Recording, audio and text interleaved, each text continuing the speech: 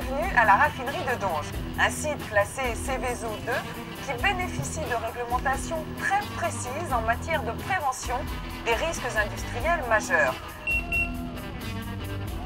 Bon allez, les bagues, checklist.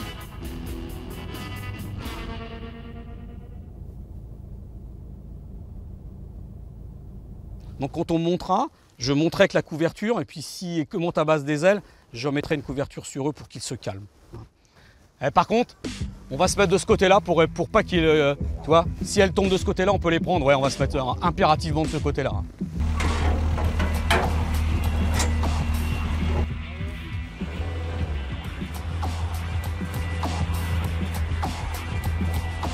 Ah mais je suis trop loin, faut que tu m'approches, faut que je colle au bord. J'ai pas le choix.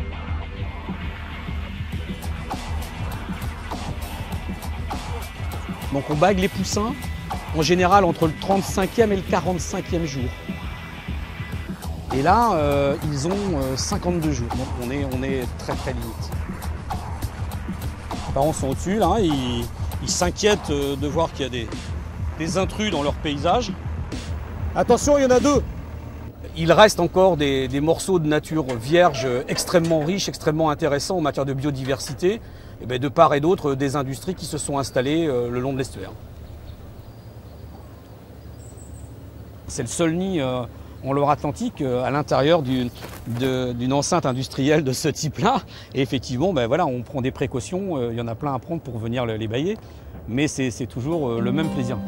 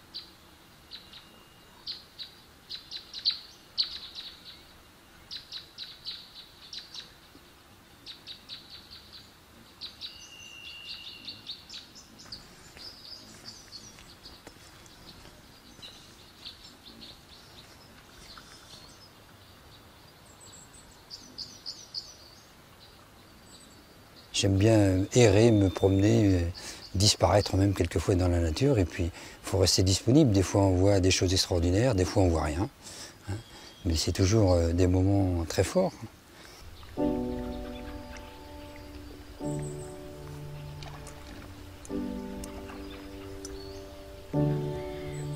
Regarde, tu le vois là-bas? Regarde le grèbe, là. Il a plus son plumage nuptial, mais on voit bien sa petite huppe sur la tête. C'est un oiseau sédentaire par ici. La Loire, c'est une espèce de cordon, un lien, mais de chaque côté, il y a des zones humides très importantes, qui en fait sont des réservoirs de nourriture pour les oiseaux et d'autres animaux. C'est plutôt de l'eau douce, mais avec une remontée des marées assez loin dans l'estuaire, qui fait que bon, il y a de l'eau saumâtre qui pénètre dans tous ces marais-là. Voilà, alors parmi le troupeau de vaches, là, il y a des hérons garde-bœufs, tout un groupe, il y a même une aigrette garzette dedans. Ah, puis voilà, quelque chose d'intéressant, on a une belle spatule. Ça, c'est un oiseau, c'est un coup d'œil rare. Ah, la spatule, c'est un sacré oiseau avec un bec très surprenant, en forme de cuillère. Il y a un certain nombre d'oiseaux qui sont en voie de disparition, et puis il y en a d'autres qui, au contraire, sont en expansion. C'est le cas de la plupart des grands échassiers. Alors, est-ce que c'est le réchauffement climatique? Probablement. Ils trouvent de la nourriture, alors qu'auparavant, ici, ça ne lui convenait pas. Donner un nom aux oiseaux, donner un nom à ce qu'on voit, ça leur donne une réalité. Puis ça permet de faire travailler l'imagination, parce que du coup, après, on sait d'où il vient, on sait où il va, on sait son mode de vie.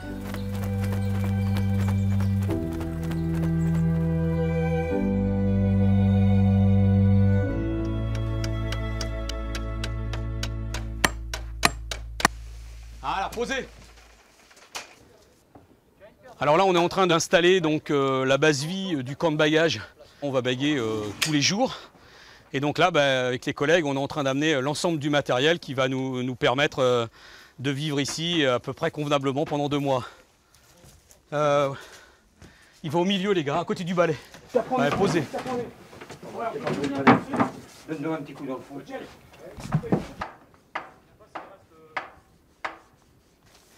Bon à tout à l'heure. Oh là là là là. Là, elle est belle, bon. regarde comme elle est belle. Bon, elle est pas très haute. On marche ensemble?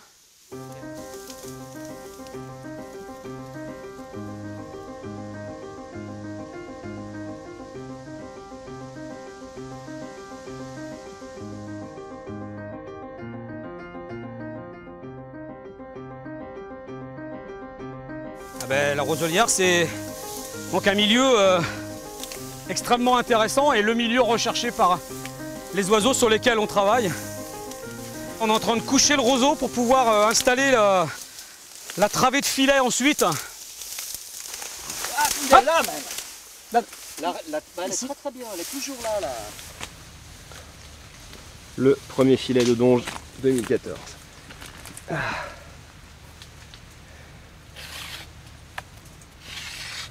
Entre ces deux ralingues, il y a ce qu'on appelle une poche qui permet de capturer et de garder captifs les oiseaux. Alors comment ça marche? Avec le poids et la vitesse, l'oiseau va ouvrir la poche et retomber en bas jusqu'à notre arrivée pour le récupérer et aller lui poser une bague.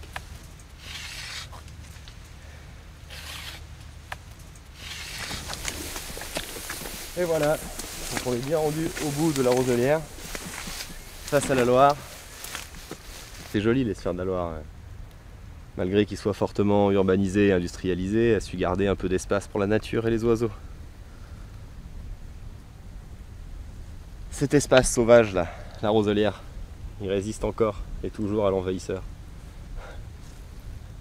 Il faut savoir que la majorité des passereaux migrent presque tous par la France et presque tous par l'arc atlantique français, où il y a plusieurs types de marais comme ça, notamment l'estuaire de la Seine, l'estuaire de la Gironde, bien sûr l'estuaire de la Loire. Et donc ces zones accueillent en migration presque la totalité des oiseaux européens. Donc toute l'Europe passe par chez nous.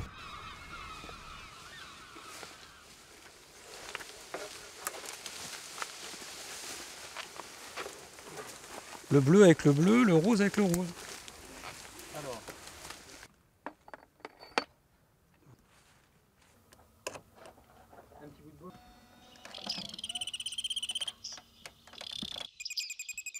Ça diffuse le chant des oiseaux que l'on veut capturer, donc l'ensemble des fauvettes paludicoles, donc on va diffuser le chant en alternance, qui va nous permettre donc de les rassembler autour des filets et donc de les capturer. Tu peux couper, Jus? Ça marche nickel, tous!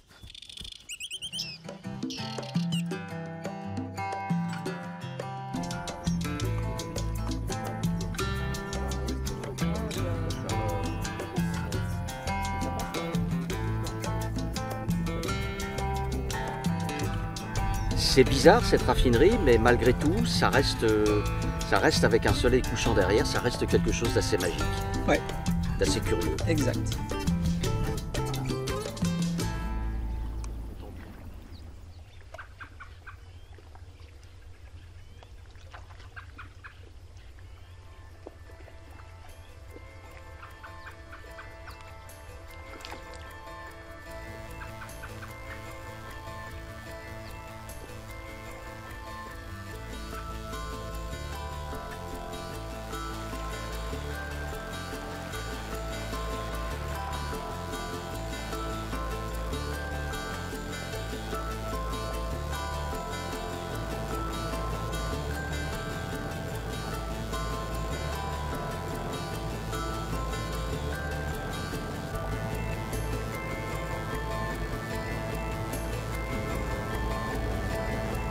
Quand le soleil se lève là sur les maisons de pain-bœuf qui sont toutes les couleurs, c'est très joli.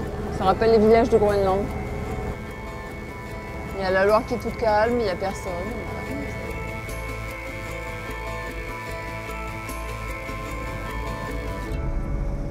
On va aller chaluter avec un chalut expérimental pour qu'on fasse en fonction de la marée. Voilà. Quand il y a des coups de chalut à faire avant, La renverse, eh ben, il faut venir assez tôt. Ici, c'est la marée qui décide.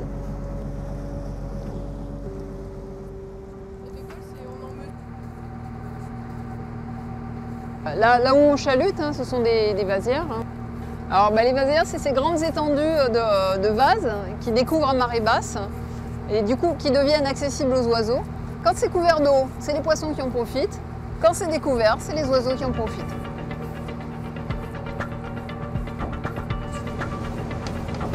On va virer.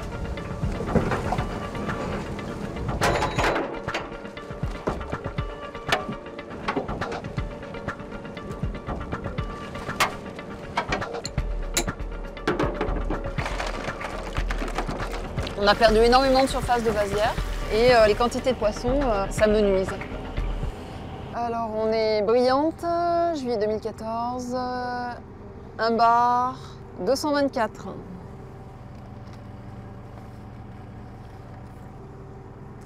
Voilà. Celui-là c'est des petits flets, Platyctis flesus, et puis ça c'est une petite sole, une petite solea solea. Le nombre de juvéniles de poissons, il est lié à la quantité de nourriture, c'est-à-dire à la surface des vasières et à la densité de petits invertébrés qu'on va trouver dessus.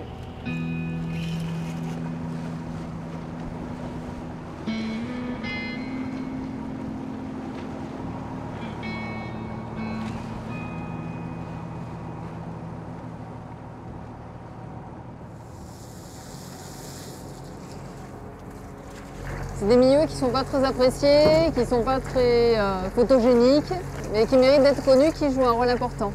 Et, donc c'est important qu'on s'occupe d'eux aussi. Il faut tremper la chemise, il faut mettre les mains dans les gadous.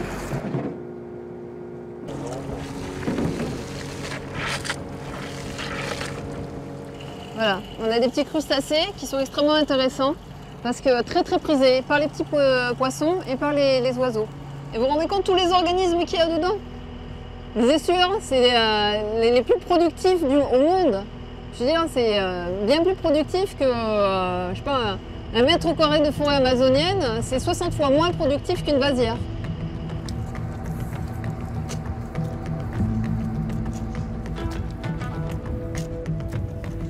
Mon terrain de jeu, c'est ça. C'est ça que j'essaie de sauvegarder, de garder en bonne qualité et en surface suffisante pour assurer son rôle.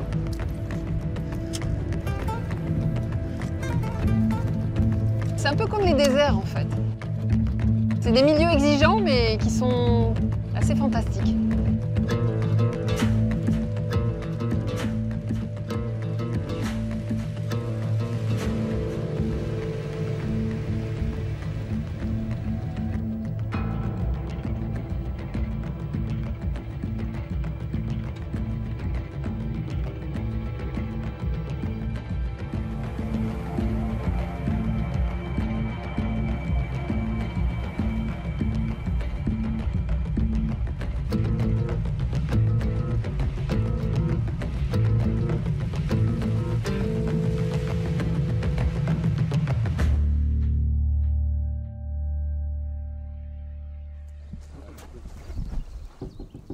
Jus. Ouais. En route. Nico. Ouais, super. Salut Hubert. On va aller réveiller Marine. Allez Marine. Ouais. Allez, debout. 4h47. Mmh.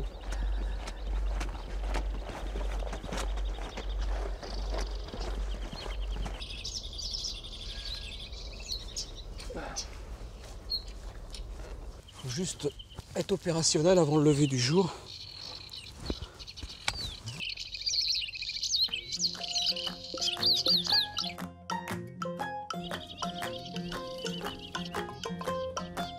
On cherchait dans l'estuaire un site magique qu'on soupçonnait mais qu'on n'avait pas trouvé. Et en arrivant ici, en mettant nos filets, on s'est dit, hop, voilà, ça doit être ici. Et depuis, depuis 2002, on vient tous les ans. Environ 60 jours par an. Hop, la tête, voilà. Alors, c'est un oiseau qui va fréquenter l'estuaire de la Loire en migration pour se nourrir. hein, faire le plein d'énergie avant de continuer leur voyage. Donc voilà une panure à moustache, un magnifique mâle. Une petite rareté à Donges. Et il y a une densité d'oiseaux incroyable. Là vraiment sur ce site-là, la roselière de Donges, impressionnant parce qu'on peut prendre jusqu'à 500 oiseaux, entre 500 et 700 oiseaux par jour. Et d'un jour à l'autre, c'est pas les mêmes. C'est-à-dire que les 500 qu'on avait la veille sont partis, et c'est 500 autres qui arrivent du nord. Et tous les jours comme ça, il y a un turnover énorme, c'est assez hallucinant à observer, quoi. 64,5. 11,5. Et je suis en C. Hein. Donc certains oiseaux ici peuvent prendre 5-6 grammes de graisse en une dizaine de jours, donc qui va être leur carburant de voyage. Donc là je vais souffler hein, sur ces plumes pour voir la quantité de graisse. On voit que c'est un petit peu jaune, là aussi, mais pas énormément. La migration, c'est quelque chose d'absolument passionnant. Et donc, on a encore plein de choses à découvrir. Et découvrir, c'est aussi mieux pouvoir conserver ces espèces qui ont un rôle à jouer dans la nature. C'est des pièces hein, du grand puzzle de la biodiversité. Donc, elles ont un rôle à jouer.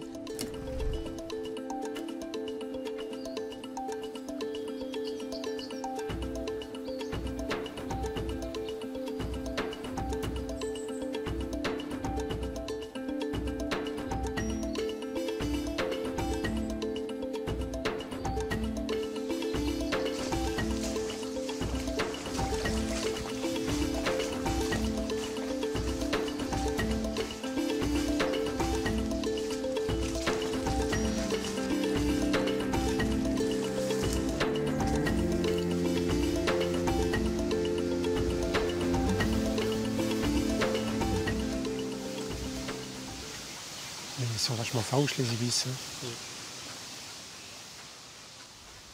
Là c'est les ibis sacrés. Alors c'est la seule colonie à ma connaissance, mais comme ils sont persécutés, ils se font tirer, y compris dans les colonies. Ils déménagent en cours de saison pour renicher ailleurs. On a 5000 qui ont été tués en l'espace de 6 ans, sous prétexte que c'est une espèce qui n'est pas d'ici, qui vient d'Afrique. Elle a disparu d'Égypte. Il y en a encore quelques colonies assez lâches dans certains pays africains. Ce n'est pas une espèce qui est très abondante. On a repéré où sont les nids, donc effectivement on va aller les baguer. Après des travaux d'approche discrets pour ne pas faire peur aux oiseaux.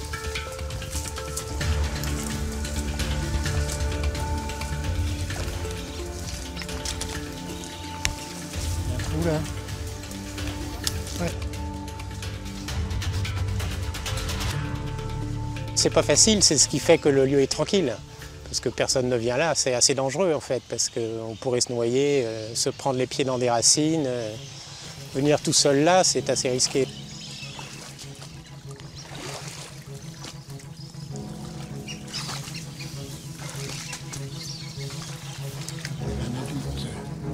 Un ibis adulte sur le nid.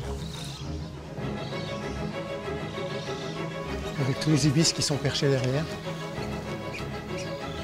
Là, il y a une dizaine de nids.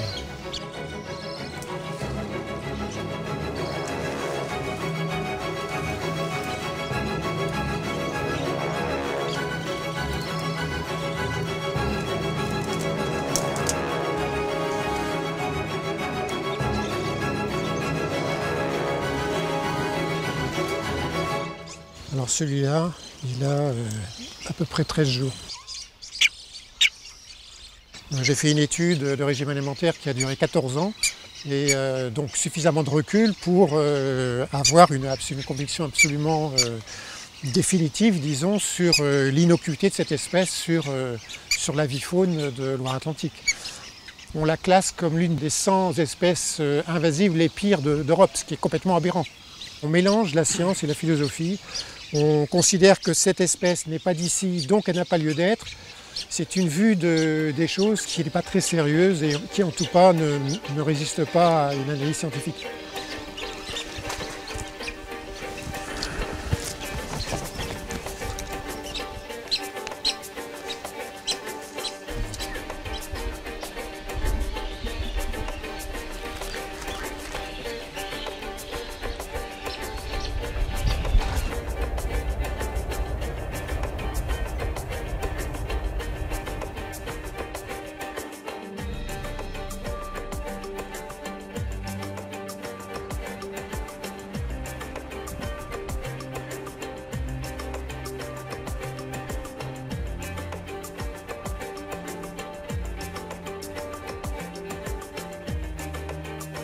Les sur la Loire, c'est aussi un début de voyage.